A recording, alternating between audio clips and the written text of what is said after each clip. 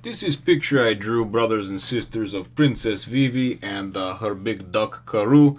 I kind of used some different things and several different art markers that I got in the grays, and I hope you like it. One Piece, Chapter 113. It's all right.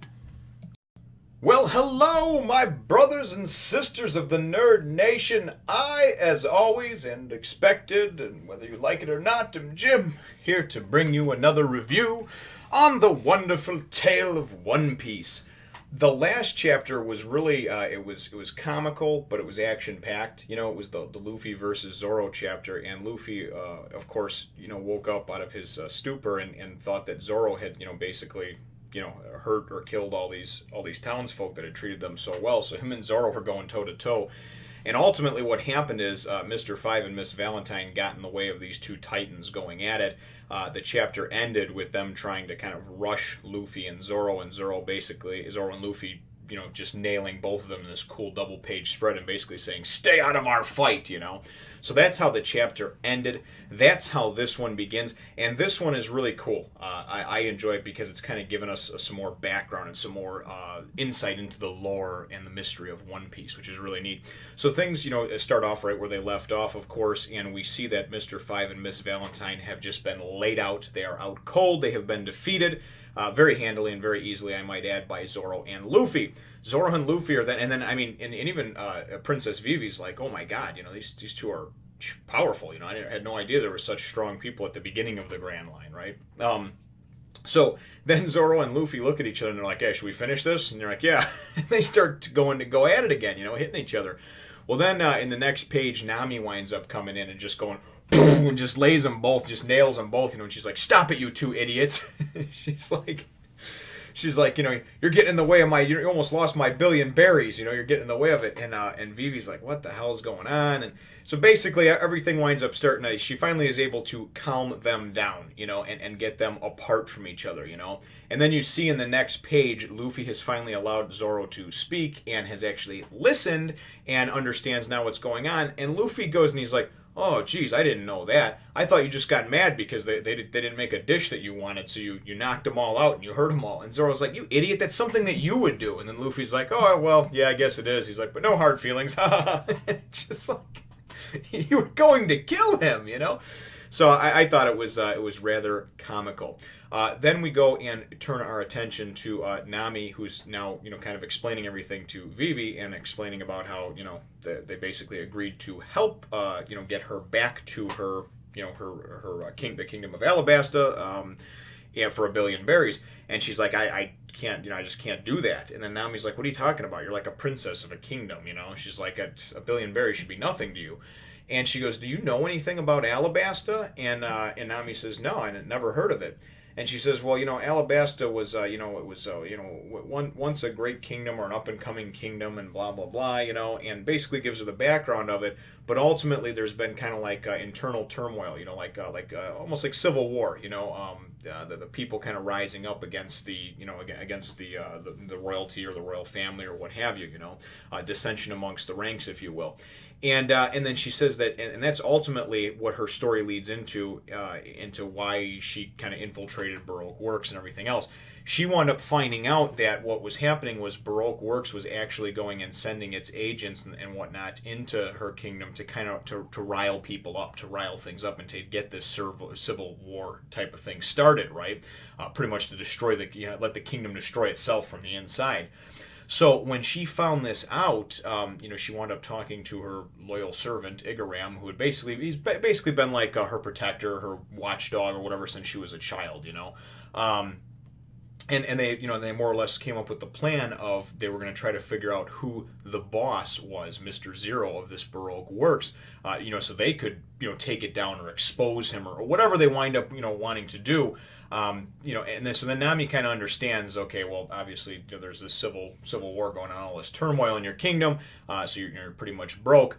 But as she's explaining all of this stuff and what's going on, and that's why they infiltrated and everything else, and then she goes and she's like, I wound up finding out, who the boss is or whatever.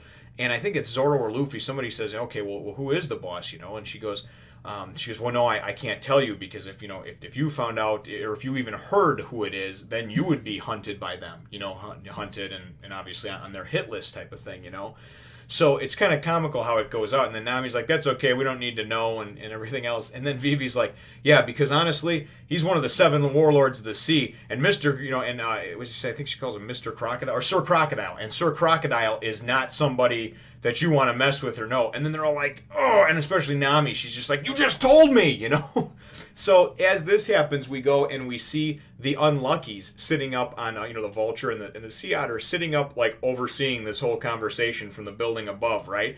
And he goes and she's like, damn it, now we're going to be on their hit list too, now that they saw us. They're going to go back and tell the boss, and Baroque Works is going to be after us, right? Now we got one of the 7 warlords on us. The whole time, Luffy is just thinking it's kind of cool, and so is Zoro. They're talking amongst themselves about the warlords and being, basically like it's cool to meet one of them. We'll wind up running into one of them type of thing.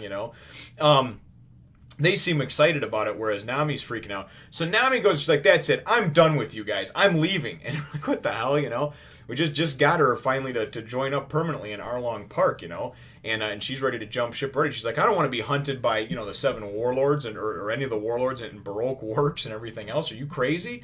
So she goes walking away and she's like, I'll be fine. They haven't seen my face yet, so nobody knows who I am. And it's just real comical, the stuff that Oda does, because as she's walking away, the otter, I don't know if I think it's Mr. 13, he appears. And the otter appears like right in front of her, and he holds up 3 pictures that he's got. He's got a pencil in his hand, and they're like just perfect likenesses of her, of Nami, Zoro, and Luffy, And she's just like, oh wow, those are good. So she goes running back to them, and she's like, damn it, like now I have no choice but to go with you guys because now I'm hunted. I have nowhere else to go. And then Zoro's like, where were you gonna go anyway? Like honestly, we're all in this together. Not to mention, we're all on the Grand Line on this journey together and whatnot. So big deal. The 3 of us are in this together. And they keep, and like I said, they keep making light of the fact that they're gonna go meet one of the 7 warlords, and oh boy, that's what it is. That's who this Mr. Zero is.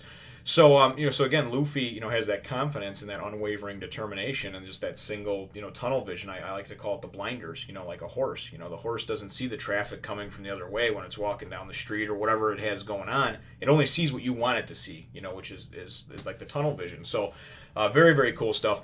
We then go and Igaram appears, and this is rather comical too, because he appears and he looks completely different. He's all dressed up, and he's got Vivi's dress on, that she had on as Miss Wednesday, the whole thing with the like circular things around the boobs and the stomach and all that, like the hypnotizing dress. And he's got his hair, instead of the curlers sticking out the sides, pulled back in a ponytail like hers was as Miss Wednesday. And and Luffy goes, wow, you look really good in that dress, mister, in that outfit, mister. And they're just like, oh my god, you must be crazy. So like, what the hell, So he's like, listen, I have a plan. So he basically says, he's like, this is, what I need is I need the eternal pose of Alabasta from you. And she's like, what? And he's like, we need that, And the eternal pose is basically the log pose will take you, it'll record the point from the island you're at and get you to the next island along the Grand Line. The eternal pose is something that basically will always take you back to one point. So the eternal pose of Alabasta is what they have to basically go and circumvent island to island hopping and just go straight home to Alabasta, wherever they are on the Grand Line. So he goes, give that to me, right? He goes, I have basically, I'm going to get on a ship, and he's dressed as her, of course. He's like, they'll be after you. So I will be like the decoy, and I will head straight for Alabasta, because that's what they'll be expecting now, right? Because she's basically like, I need to get back to my kingdom, blah, blah. I've only got about 500,000 berries saved up, and everything else. But so nonetheless, he goes and he gives this plan, and he's like, I got, 3 dummies that look like Nami and, Zoro and Luffy that he's going to have on board with him, and this is what I'm going to do. And Luffy makes mention again as he's going to say goodbye and say his goodbye, and then he's like, and you go with them. He's telling Vivi, you go with them, and, obviously you just go the regular route, and it should only be 2 or 3 stops. I've never gone that way, but it should only be 2 or 3 stops, islands, what have you, until you get back to Alabasta. And this way, I'll play decoy. So he goes to take off, and immediately as he goes in the ship, whatever, as he's leaving, Luffy's just like, you really do look nice in that dress, mister. Looks really good on you. And you look really sharp or something like that, right? You look really cute.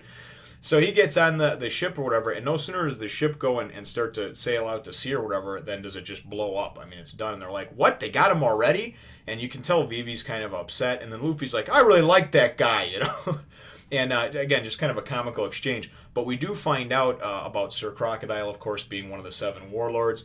We also, though, get kind of a touching moment, too, between Nami, who up until now has been pretty, heartless in a lot of ways. She goes, and even though she's not going to get her billion berries, she goes and puts her arms around Vivi, and she says, it's okay. She's upset. She's like, we'll get you home. Don't worry about it. We'll get you back to your kingdom.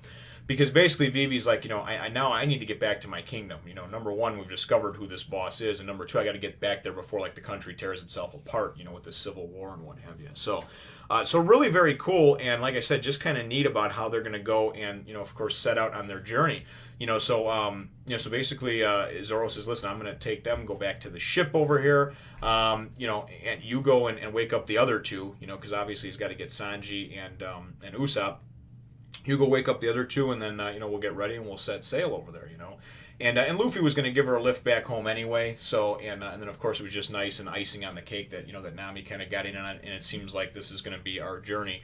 And from everything that I've heard, this being kind of the next saga, the Alabasta saga, that's going to be the ultimate end game here. I don't know if we're going to go right there. We got a couple stops on the way or what, but this is going to kind of be the the end game is obviously to get her home and hopefully to help her save her kingdom in time. So let me know what you think, of course, in the comments down below. And really, I guess my chapter question would be as far as Nami goes. And again, you got to remember about spoilers because I don't know how she is 500 chapters from now. But what we've seen of Nami so far, she's my favorite character out of the Straw Hats, but that's just personal opinion.